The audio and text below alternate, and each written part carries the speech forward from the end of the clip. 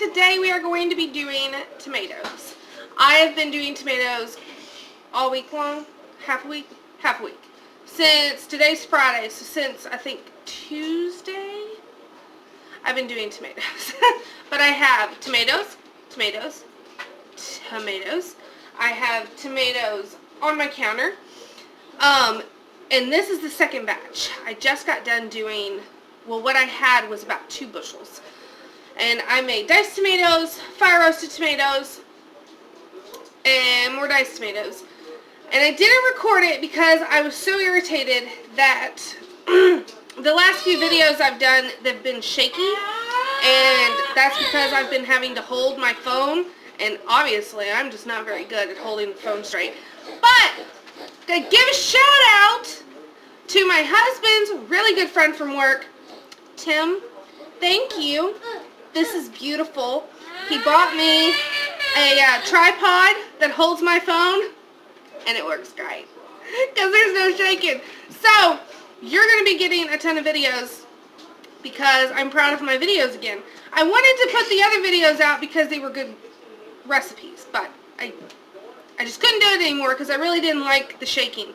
But no worries, because there will be no more shaking because this is an awesome freaking tripod. So thank you. So there's a shout out. He wanted a shout out.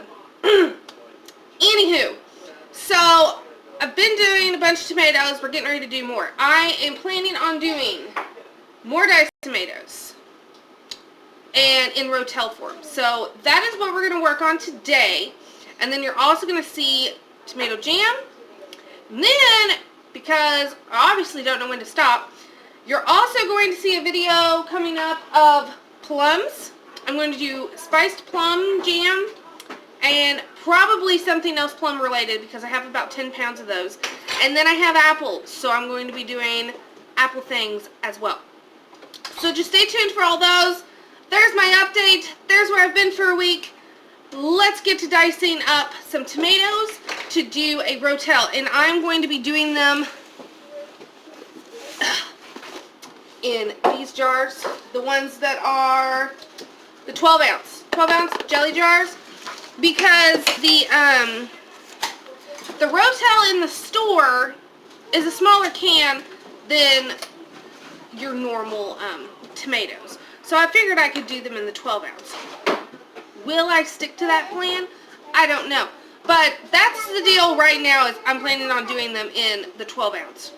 But we shall see. I have a couple jalapenos and Fresnos and cayennes from my garden.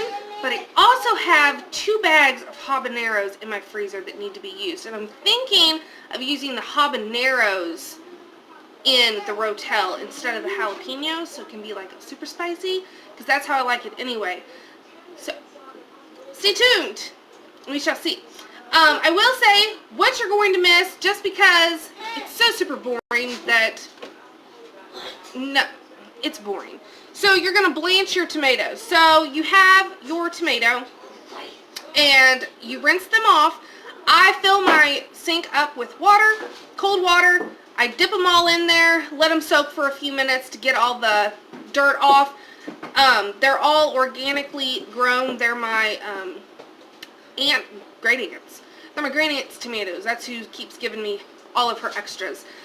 So they're already great tomatoes, and they don't have pesticides or anything on them. So I rinse them off, and then I get my big 22 quart stock pot, and I fill it up with water, bring it to a boil. I pop these in there for 30 seconds to a minute, just until they're hot enough for the skin to split. And sometimes the skin doesn't even split, but it's hot enough to where it separates. And then as soon as that's done, I put them back into my sink that is then filled with ice water, and they come off so easy. If they don't have the peel split, which of course then you can just peel it off, I poke it with a knife and then peel it. Still peels super easy. It is so much easier than doing it raw. Why anyone would want to peel a raw tomato, I have no idea. But anyway, so you do it for the 30 seconds to a minute, and then you core them. So I take my knife right around there, and pop the core out, and then I dice them. It's the same exact process as, I think I did a crushed tomato video last year. So it's the same exact process as that, except we're dicing them and taking the harder route versus just crushing them in the pan. So they're going to, when they're diced, they're going to go in this pot, and they're going to await my peppers of choice, whichever I decide to do, and then I will bring you back. So there's my long-winded beginning, and I hope you stick around. I've missed you guys this week, and let's get to canning some tomatoes. So we are ready to get to almost canning. I'm going to turn this up on medium-high heat. This is either 8 or 10 quarts, and I have my tomatoes, and then I have some jalapenos and some habaneros. It's about a rounded half cup, so half plus, and I think it's going to go really good in this recipe. The processing time, there is no actual Rotel recipe, but not to worry, because we can still, thank you, we can still safely can this. What you want to do when you're in a scenario where you want to can 2 things together, but there's not an actual recipe for it, but you know you can safely can all the ingredients separately, is you would go for the longest cook time, and that's how you would process it. So our acidity level is going to be good, because not only are peppers acidic, or not peppers, tomatoes acidic, we are adding citric acid as you normally would with canning diced tomatoes. And then with the peppers, they're low acid. You can can bell peppers for 35 minutes, and you can also can tomatoes with okra and zucchini, which are low acid, for 30 minutes. So knowing that I can can tomatoes with low acid, which I already knew, and then you can can peppers, I'm going to can it for the 35 minutes just to be on the safe side at 10 pounds of pressure for my altitude. Now, I'm going to continue processing these the same way I would have diced tomatoes. So, these are going to come up to a boil and boil for 5 minutes. And while that's happening, I'm going to be getting my 12-ounce jars ready. And this is the same process that you would want to use if, say, you wanted to can green beans and mushrooms. You can can both of those, but mushrooms have the higher time, so you would have to can it for the mushroom time. Or vegetable beef soup. The vegetables obviously don't have to go for the 75 or 90 minutes, but the beef does, so you have to can it as you would beef. And it just makes it so that Ball and National Center of Food Preservation isn't having to create a book that's, you know, yay big with every single recipe, because you can use your common sense and good judgment and know that, yes, I can mushrooms and green beans together. I just need to make sure that it's going for the time for both of them. So I hope that makes sense, and I hope that makes it give you some ideas that just because there's not an exact recipe for what you're wanting to do, if there is a recipe fairly close, well, I don't want to say fairly close to it, because all these had their own canning recipe. Just use your best judgment. I just wanted to put that out there, since there isn't a Rotel recipe in the Ball Canning book or on the National Center of Food Preservation website. There are the resources to be able to do this. So that's how we're doing it. Excuse me, lady. So, long-winded answer, but I wanted to make sure I got that out there so you didn't think I was, A, going to kill my family with botulism, because I'm not. And I'm actually a very safe canner. Like, I am not a rebel canner at all. I mean, if this is considered rebel canning, then this is as rebel as you will ever see my channel go, because I don't like don't like risking anything. So, yeah. Rest assured that if I'm canning it on this channel that I have done my research, but I still advise everyone to do their own research and not just do what someone on YouTube says, because there are some pretty wild ideas on canning out there that I can't even watch because I cringe. But anyway, that is a whole different ball game.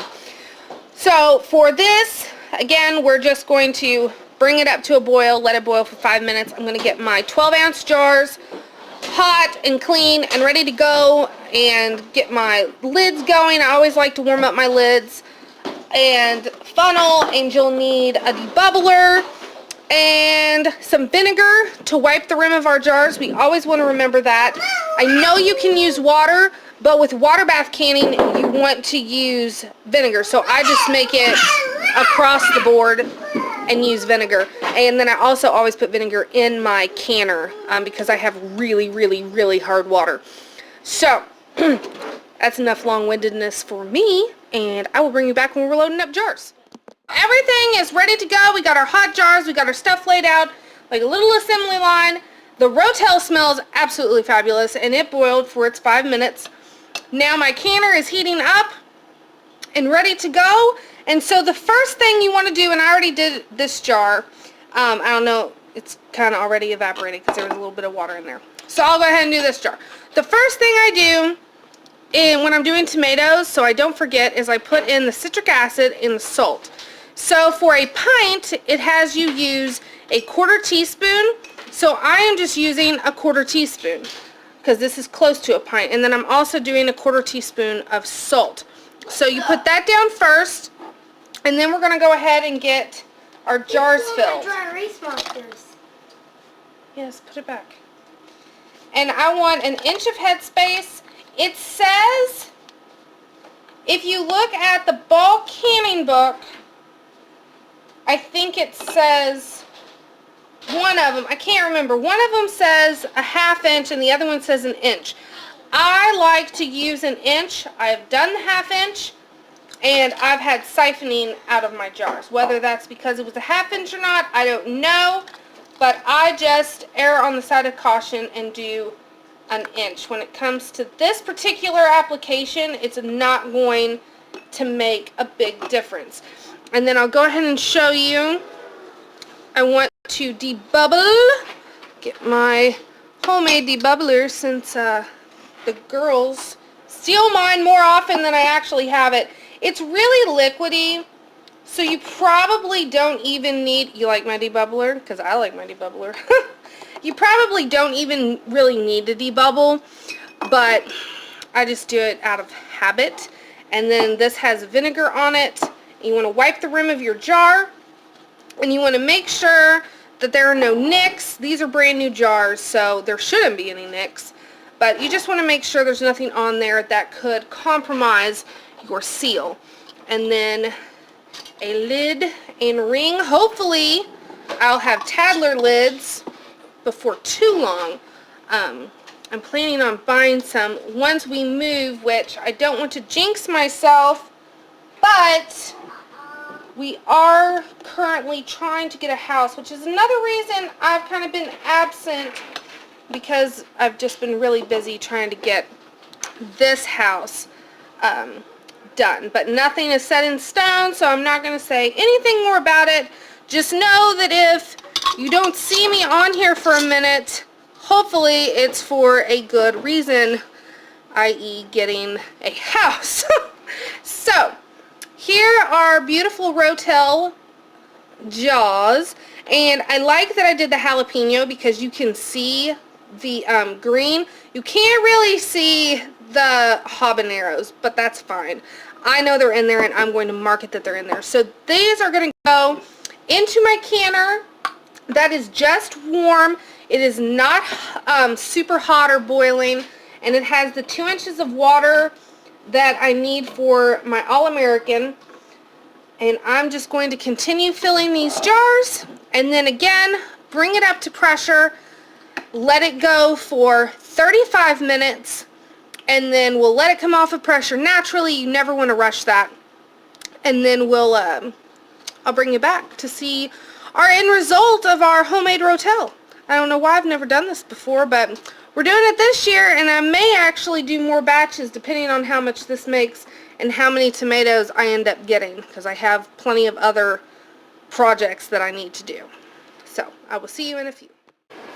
Alright guys, so I ended up getting 9 pints in that canning load, and I actually have more for probably 3 to 4 more 12-ounce jars. So I stuck them in the fridge, and I'll do them in another canning session. I need to do some potatoes, so I may go ahead and chop those up, because they go for either 35 or 40 minutes, I think. I'm not sure, but either way, I'll make sure it's enough time to where I can do more of the rotel. But this stuff looks and smells so good.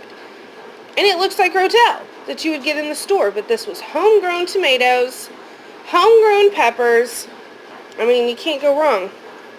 There's a kid-made cereal right here. But you can see hard water. Like, even with putting a splash of vinegar, a couple of the jars still have that hard water on them.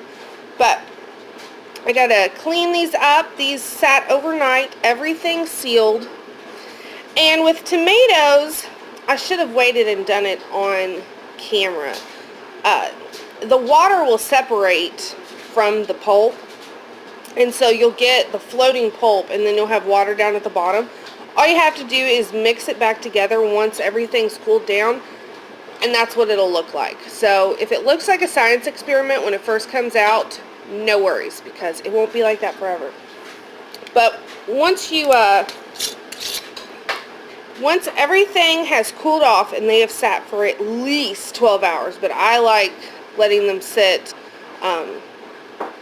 pretty much, even if I do it at 3 o'clock in the afternoon, I'll probably let them sit all night. And then I work with them in the morning. You take all your rings off, you wash your jars in warm soapy water, because even if it doesn't look like there's anything around the rim, you just want to be sure. Because if any mold starts growing around here, it can compromise your seal. And that's the last thing you want. Plus, even if the seal is intact, who really wants to eat something that came from a moldy jar? So, I wash everything, and then I let them dry.